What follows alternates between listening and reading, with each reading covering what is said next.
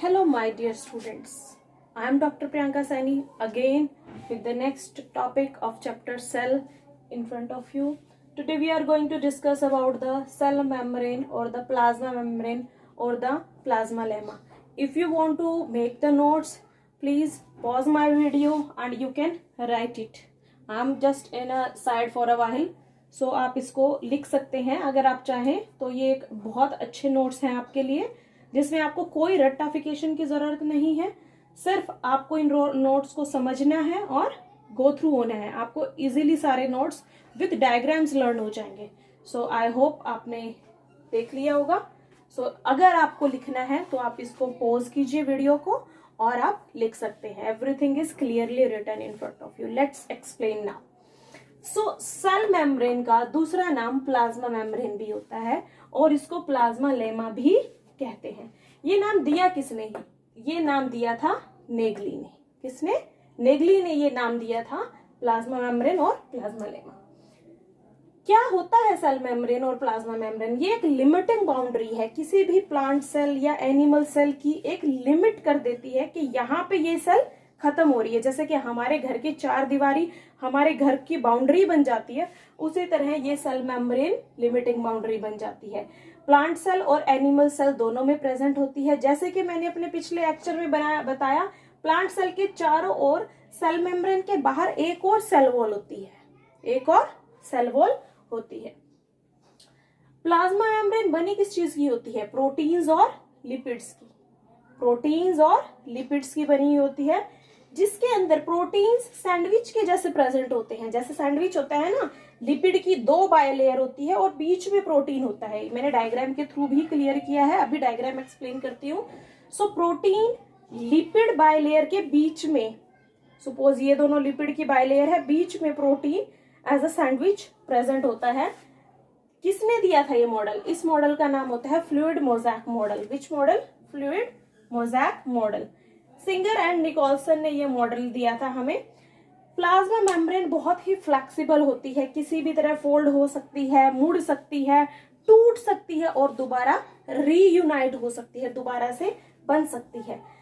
Important बात, selectively permeable होता है। जैसे कि इसका नाम ही बता रहा है, सिलेक्टिवली परमिएबल। सिलेक्टिव मीन्स कुछ ही सिलेक्टेड चीजों को ही, परमिएबल जिनके लिए ये अलाउ करती है कि यही मेरी सेल के अंदर आएंगे और यही सेल के बाहर जाएंगे।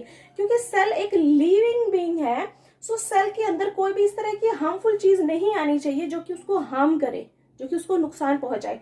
इसीलिए इस सेल मेम्ब्रेन का सिलेक्टिवली परमिएबल होना बहुत जरूरी है। अब डिस्कस करते हैं हम इसके डायग्राम को। डायग्राम में आप देख सकते हैं ये लिपिड्स हैं, ये सब लिपिड्स हैं। ये लिपिड्स के एंड्स है, पोलर एंड्स है, और ये सब है लिपिड कोलेस्ट्रॉल के फॉर्म में है। इसके बीच में है प्रोटीन। ये दो लेयर है लिपिड की।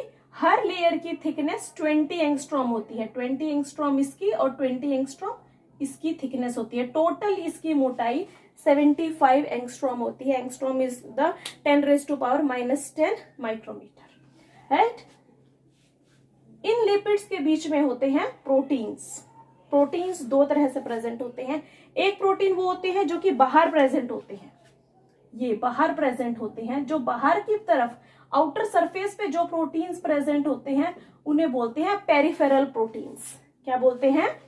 Peripheral proteins. जो कि बाहर की तरफ प्रेजेंट होते हैं उन्हें बोलते हैं पेरिफेरल प्रोटीन्स। पेरिफेरल प्रोटीन्स अपने ऊपर ग्लाइकोप्रोटीन्स को लेते हैं। ग्लाइकोप्रोटीन्स वो कैरियर होते हैं जो बाहर से आने वाले किसी भी एंटीजन या एंटीबॉडी को कैरी करते हैं, जिस इन्हीं के थ्रू सेल के साथ कांटेक्ट होता है किसी भी आउटर चीज का। उसके बाद आते हैं हम दूसरी तरह के प्रोटीन्स पे जो कि बायलेयर के अंदर घुसे हुए होते हैं। ये देखिए, ये है इंटीग्रल प्रोटीन्स जो कि सेल के अंदर फिट है। ये बाहर है तो पेरिफेरल और ये अंदर है तो इंटीग्रल प्रोटीन्स। प्रोटीन्स सेल के अंदर किसी भी चीज को आने जाने के लिए, लिपिड्स तो क्या है, चिकनाहट है, किसी भी चीज को अलाउ नहीं करेगी, तो अंदर आने जाने के लिए प्रोटीन्स एक गेट बनाते हैं। ये पोर बनाया हुआ प्रोटीन्स ने। इस पोर के थ्रू किसी भी चीज की एंट्री या एग्जिट होती है through the cell. Total cell की मोटाई 75 एंगस्ट्रॉम होती है और ये साथ में मिलके इसको बोलेंगे हम phospholipid bilayer. Phospholipid bilayer. Right, ये सिंपल सा डायग्राम है फ्लूइड मोज़ेक मॉडल का। यूजुअली आपके क्लास में, आपके एग्जाम में 3 मार्क्स के क्वेश्चन में आ जाते हैं। नेक्स्ट टॉपिक जो हम डिस्कस करेंगे वो डिस्कस करेंगे function of cell membrane. Cell membrane itself a very important part of a cell. किसी भी सेल के अंदर अगर सेल मेम्ब्रेन डिस्टर्ब हो जाए, आपके एनसीईआरटी का क्वेश्चन होगा, what happen if your cell membrane is ruptured. Cell membrane ruptured होगी तो क्या होगा, सारी सेल ऑर्गेनेलीज क्या हो जाएंगी, डिसऑर्गेनाइज हो जाएंगी, बाहर निकल जाएगी, सेल का फंक्शनिंग खत्म हो जाएगा। क्या होगा अगर आपके घर की चारों दीवारें टूट जाए तो, आपके घर की 4 दीवारें टूट जाए तो क्या होगा, आपका घर डिस्ट्रॉय हो जाएगा। Same thing happen in the cell. Let's discuss about its function. Functions of a cell. First of all, ये सिलेक्टिवली परमिएबल है। क्या है, सिलेक्टिवली परमिएबल। मैं बहुत ही शॉर्ट फॉर्म में आपको इसके फंक्शंस लिखवाऊंगी जिससे कि आपको लर्न करने में इजी हो, और आप अगर इस तरह एग्जाम में भी लिख देंगे तो कोई आपके मार्क्स काटने वाला नहीं है। सेल वॉल किस तरह की, सॉरी, प्लाज्मा मेम्ब्रेन होती है सिलेक्टिवली परमिएबल। कैसी, selectively permeable. Second, holds the cell content. Cell के अंदर जो भी कुछ है वो सब कुछ होल्ड करती है अपने अंदर, वो सब कुछ अपने अंदर समेट के रखती है प्लाज्मा मेम्ब्रेन। Third, protection. जो भी इसके अंदर चीजें हैं, कोई भी, अभी बताया कि ये सिलेक्टिवली परमिएबल है, सिलेक्टिवली परमिएबल होने की वजह से ये प्रोवाइड करती है प्रोटेक्शन, ताकि बाहर से कोई भी अननोन केमिकल सेल को अंदर आके हार्म ना कर दे। Next is cell recognition.